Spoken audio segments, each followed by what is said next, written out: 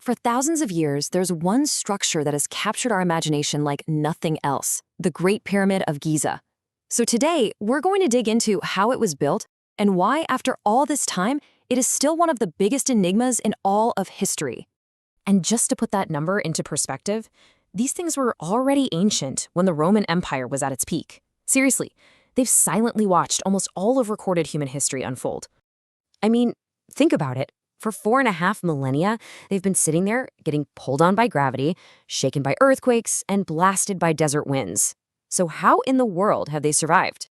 Well, that's what we're looking at today. We're going to explore what we think we know about how they were built, and why the real mystery just seems to get deeper and deeper with every new thing we find. Okay, let's dive right in by looking at the absolutely mind-boggling precision the builders managed to pull off. I mean, from an engineering standpoint, this is where the story gets, well, truly incredible. Just look at these numbers for a second. An alignment error of less than 0.05 degrees. We would struggle to get that kind of accuracy today with GPS and laser surveying. This wasn't just close enough, it was practically perfect. And they did all this not with computers or lasers, but with brilliantly simple tools.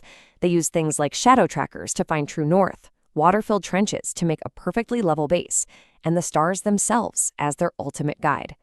But, getting the angles right was only half the battle. The sheer scale of this operation, it was just as impressive. This was project management on a level that's hard to even comprehend. So the Great Pyramid alone is made of more than 2 million enormous blocks of limestone and granite, and each one of those blocks weighs about 2.5 tons on average.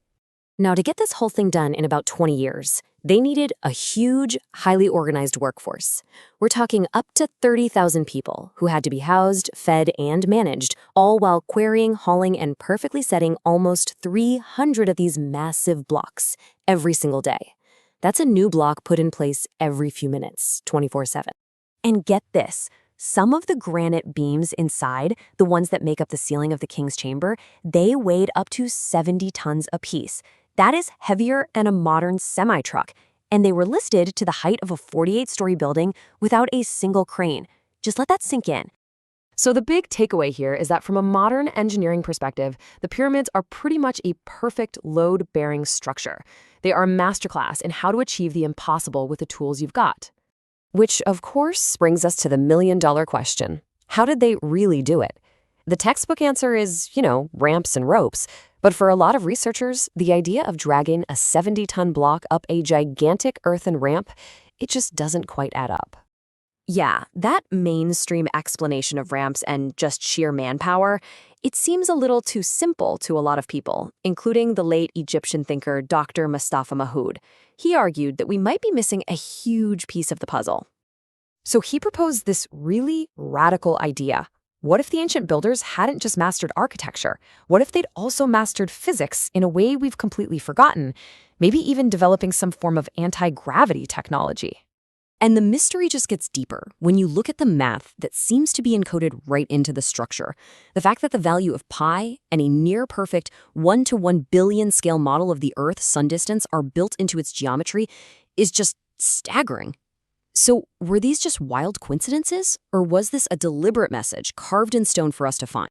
Now, moving beyond how it was built, there's this fascinating and pretty controversial theory that the pyramid shape itself has some unique, unexplained properties. Right, so this leads us to one of the most bizarre theories out there: pyramid power. For decades, researchers and hobbyists have been claiming that if you just replicate the pyramid's geometry on a small scale, you can get some really strange effects. The setup is simple, as you can see, but the results people report are anything but. Yeah, you heard that right. The theory suggests the shape itself somehow harnesses an unknown energy field that can preserve things and enhance life.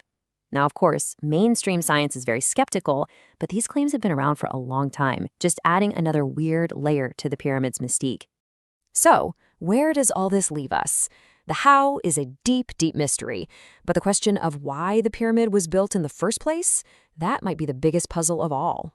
We're all taught that it was a tomb for the pharaoh Khufu, but the sarcophagus was found completely empty, and the inside is so complex that it's led to a lot of other ideas. Was it some kind of astronomical observatory, a library for ancient secret knowledge, or something else entirely? And, here's maybe the most humbling part of all. After decades of investigation, with our most advanced technology, we've still come up short. When scientists tried to scan for hidden chambers using cosmic rays, the results were inconclusive. It's almost as if the stone itself defies our instruments. We are left with so many more questions than answers. So in the end, the Great Pyramid doesn't just stand there as an answer to an ancient engineering problem. It stands as a timeless question mark. It's a message sent across thousands of years, a puzzle of geometry, physics, and purpose that we are all still trying and failing to completely decipher.